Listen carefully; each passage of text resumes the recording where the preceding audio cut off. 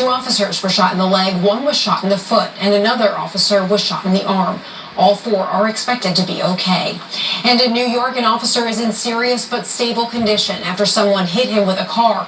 The officer suffered a head and leg injury. Police say he was responding to a burglary when he was hit. Well, starting off with a beautiful shot here downtown Dayton. Look at the city lights just a twinkle and ever so quiet, and ever so warm too. 76 degrees out there. It feels nice and snug. About 5 to 10 to 15 mile an hour breezes subsided from earlier today when we had some 30 mile an hour gusts out there. It was pretty windy.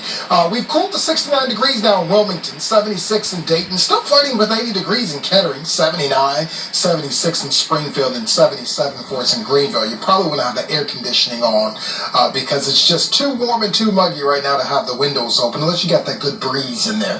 There is still a 25 mile an hour gust for a lot of folks out there, so some gusty winds, especially for the western portions of the Miami Valley, eastern portions of the Miami Valley. Looks like some of those sensors not coming in, but I still think we're seeing some gusts from time to time. Temperature's going to hang out here for the next few hours into the 70s, then we'll finally dip into the 60s, but not very much. Only about 67 for an overnight low. Tracking the tropics, here's tropical, if I can talk, tropical storm Cristobal is out there. That's how you pronounce that one.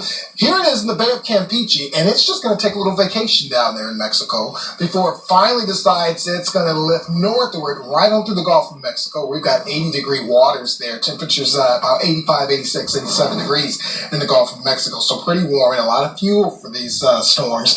Then by Sunday evening, about 8 o'clock, that's where we'll see it make landfall. Right now, the cone of uncertainty takes it anywhere from the panhandle of Florida right on over to Texas. Right now, the center of that cone takes it right into southern Louisiana, right around the New Orleans area. So we'll have to watch for some flooding right along the Gulf Coast by the time we get into Sunday.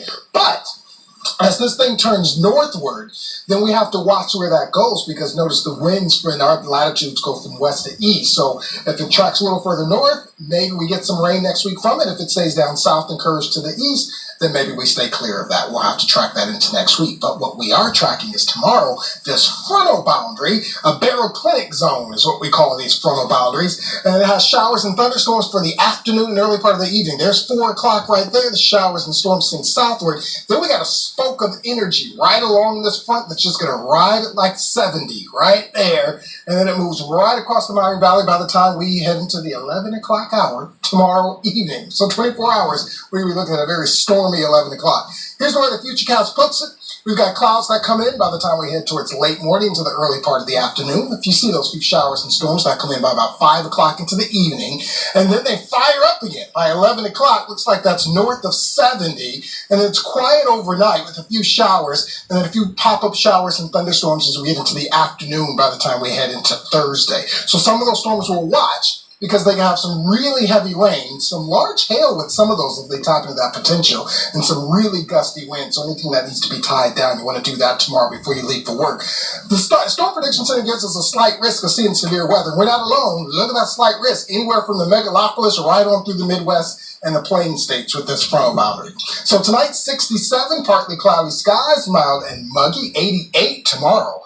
Heat index probably in the lower 90s. With storms for the afternoon and evening, dry for the morning time. There's the 5-day forecast. We keep it in the mid-80s for Thursday and Friday, probably some upper 80s. Partly cloudy with a few showers and thunderstorms for the afternoon and evening. Then that weekend and even stretching into next week looks good. Sunshine, lower 80s for the weekend, mid-80s for Monday. Lower humidity values as we head into Saturday and Sunday as well. Then the overnight lows are going to be warm and muggy in the upper 50s by the time we head towards late weekend and into the early part of next week. Jay Stevens sent us that picture. Didn't want to show up, but he sent it to us anyway. It was beautiful. And then Deb Russell sends us that one from New Bremen. Send us yours over on our social media pages. And don't forget to wake up with Jesse and Kirsty first thing in the morning. They're going to give you the very latest and the timing and the threats and those storms coming in for tomorrow afternoon and evening.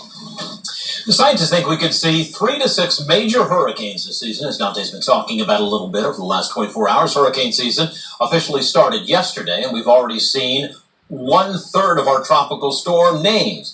Now, Florida Power and Light is busy with its usual storm preps. Normally, when the power goes out, hundreds and hundreds of power workers from dozens of states go to the damaged areas. But travel and health restrictions are already creating problems and concerns. We've noticed actually early